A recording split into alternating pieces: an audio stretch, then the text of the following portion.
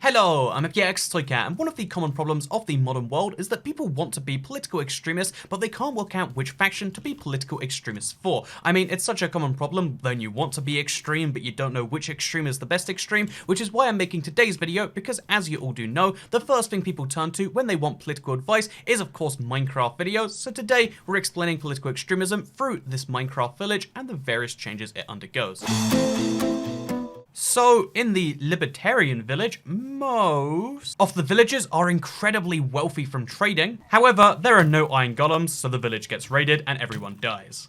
In the fascist village, the village itself looks really bad. The villagers themselves are doing really bad, but at least they all know they're not one of those other types of villagers.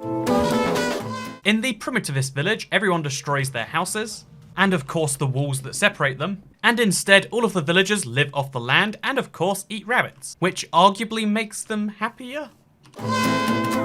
Under monarchism, all of the villagers farm and work for the monarch's benefit, and in exchange some of that wealth is very generously given back to the village. But I mean, it could be worse, right?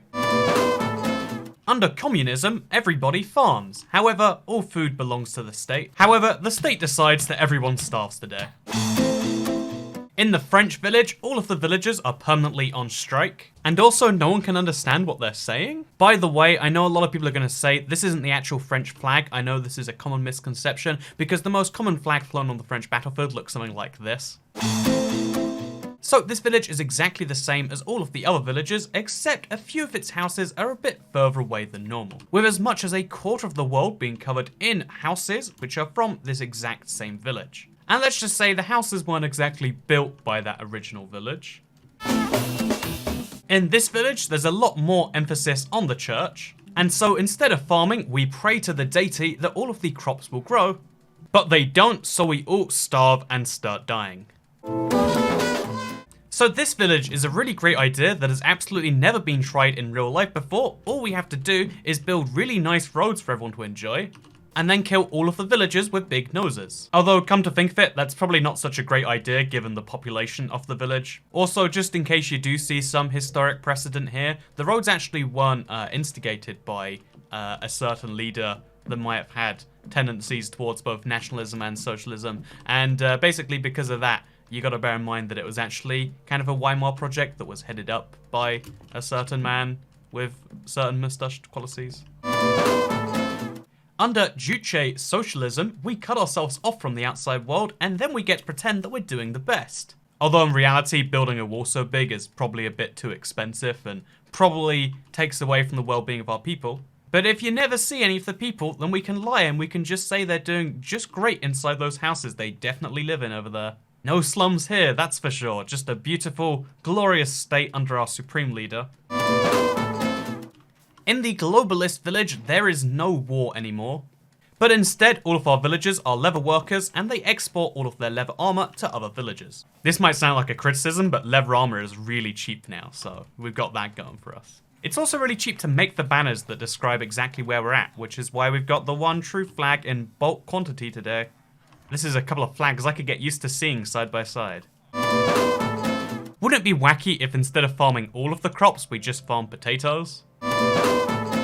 The corporatist village is very wealthy and most of the villagers own their own homes, but they do so by working in a giant office every single day, 9 to 5. They feel locked inside, they feel like their life has no meaning, they feel like they are trapped in this office for every single hour of every single day. But deep inside them, they realize even though they have all of the physical possessions they could ever want, their life has next to no meaning, trying to fill the void of their leftover time with something that just makes them feel less alone. But they are always alone or they are always working, and they feel as though just this one more YouTube video, that'll be the thing that fixes it, but it never really is. On the other hand though, being rich is pretty swell because I mean, who doesn't want enchanted golden apples?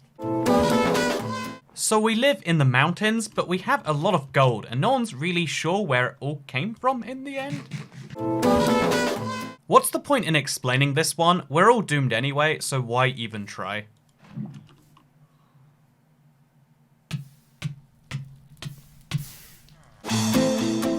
So we don't really have any policies or any progress or anything that actually keeps us going forwards. So instead, we'll base everything on the color of, our skin. As you can see, this villager skin is yellow because he's from a jungle.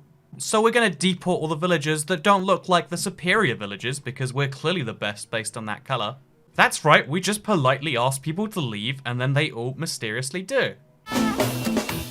So we finally work out a system that manages to separate the church and the state, that manages to give everybody a voice, and that manages to avoid violence for the vast majority of villagers, and that all that involves is an election. However, nobody votes in the election, and then everybody complains that politicians suck.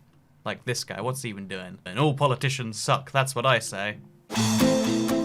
So there are no longer any elections. Instead, we put a librarian village in charge because he looks the smartest and probably knows the most and can probably work out public policy decisions based on his expertise that he's gained in the library that he spent some time in. Yep, this definitely seems like a better version of democracy to me.